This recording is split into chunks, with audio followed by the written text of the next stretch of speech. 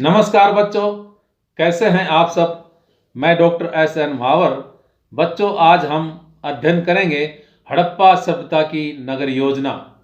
तो शुरू करते हैं आज का टॉपिक, हड़प्पा सभ्यता की नगर योजना कैसी थी।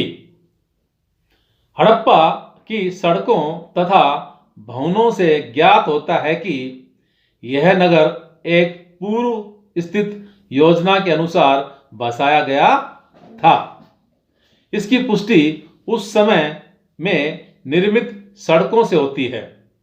ये सड़कें चौड़ी और सीधी थी, जो पूर्व से पश्चिम और उत्तर से दक्षिण की ओर सीधी जाती थी और एक दूसरे को समकोण पर काटती थी।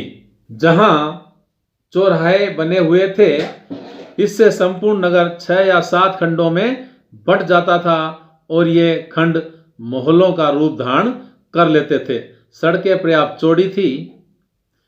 इनकी चौड़ाई 13 फुट से 33 फुट तक की थी। ऐसा अनुमान है कि इस सड़क पर काफी यातायात चलता था।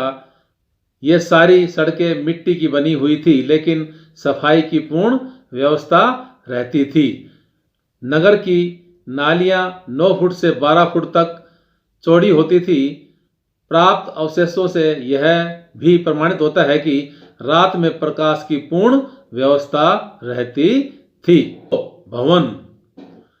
हड़प्पा सभ्यता के अवशेषों से प्राप्त वास्तुकला के खंडरों से यह भी सिद्ध होता है कि यहाँ के निवासी भवनों का निर्माण करने में दक्ष थे। मकानों के निर्माण में पक्की ईंटों का प्रयोग किया जाता था।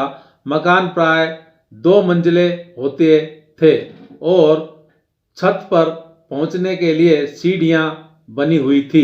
प्रत्येक घर में वायु तथा प्रकाश के लिए दरवाजे तथा खिड़कियां लगी हुई होती थी। इन नगरों के मकानों की एक विशेषता यह थी कि इनके दरवाजे या खिड़कियां मुख्य मार्ग की ओर नहीं खुलते थे, बल्कि ये सब गली की ओर खुलते थे। कमरों की दीवारों के साथ अलमारियां बनाने की प्रथा थी। प्रवेश द्वार के पास वाले कोने में स्नानागार तथा शौचालय भी होते थे। इनके फर्श पक्की ईंटों के होते थे। सार्वजनिक स्नान घर के समीप ही एक इमारत के अवशेष मिले हैं, जो 200 फीट लंबी और 115 फीट चौड़ी थी। इससे यह स्पष्ट होता है कि यह इमारत किसी सामंत का निवास घर थी या किसी सामंत की बैठकों का आयोजन होता था। नंबर 2, नाली व्यवस्था। नगरों की सफाई की पूर्ण व्यवस्था थी। सड़कों की सफाई होती रहती थी। सड़कों पर स्थान स्थान पर कचरे के लिए मिट्टी के पात्र बने हुए थे। गंदा पानी निकालने के लिए नालियों की समुचित व्यवस्था थी। कुछ नालियां 9 इंच चौड़ी तथा 1 फीट गहरी होती थी। नालियों का निर्माण चूने तथा ईंटों से किया जाता था। नालियां ईंटों से ढकी हुई होती थी, परंतु सफाई करते समय उन्हें बिना किसी कठिनाई से उठाया जा सकता था। इन नालियों के आपस में तथा घर की नालियों से इस प्रकार मिलाया जाता था कि नगर का गंदा पानी बिना गंदगी फैलाए नगर से बाहर चला जाए। सिंधु घाटी सभ्यता की ये नालियां विश्व के लोगों के लिए आश्चर्य की वस्तु बनी हुई थी, क्योंकि यूरोप के देशों में इसका प्रचलन 18वीं शताब्दी के आसपास प्रारंभ हुआ था। इस प्रकार की नाली व्यवस्था से ऐसा मालूम होता है कि हड़प्पा सभ्यता का नगर प्रबंध सुव्यवस्थित तथा सुंदर होता था। नंबर 3, स्नानागार। हड़प्पा सभ्यता की खुदाई में एक बड़े स्नानागार के अवशेष भी प्राप्त हुए हैं।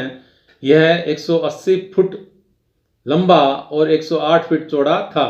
इसके बाहर की दीवार 8 फीट चौड़ी थी। इसके चारों ओर बरामदे थे। बरामदों के पीछे गलियारा तथा चारों ओर कमरे थे और तालाब इनके मध्य में था। यह 39 फुट लंबा और 23 फुट चौड़ा और 8 फुट गहरा था। इसके पानी में उतरने के लिए सीढ़ियां बनी हुई थी। पास में ही एक कुआं भी था जो शायद इसमें पानी भरने के लिए उपयोग में लाया जाता था। तालाब की सफाई करने तथा गंदा पानी बाहर निकालने के लिए इसके दक्षिण भाग में एक नाली बनी हुई थी। स्नानागार के समीप ही एक हमाम भी पाया गया जिसमें स्नान के लिए गर्म पानी की व्यवस्था थी। नंबर 4, सार्वजनिक भवन। हड़प्पा मोहनजोदाड़ो की खुदाई में एक बड़े हॉल के अवशेष भी प्राप्त हुए हैं। संभवतः इस हॉल में उत्सव एवं सार्वजनिक सभा आदि का आयोजन किया जाता था। नंबर 5, अन्न भंडार गृह।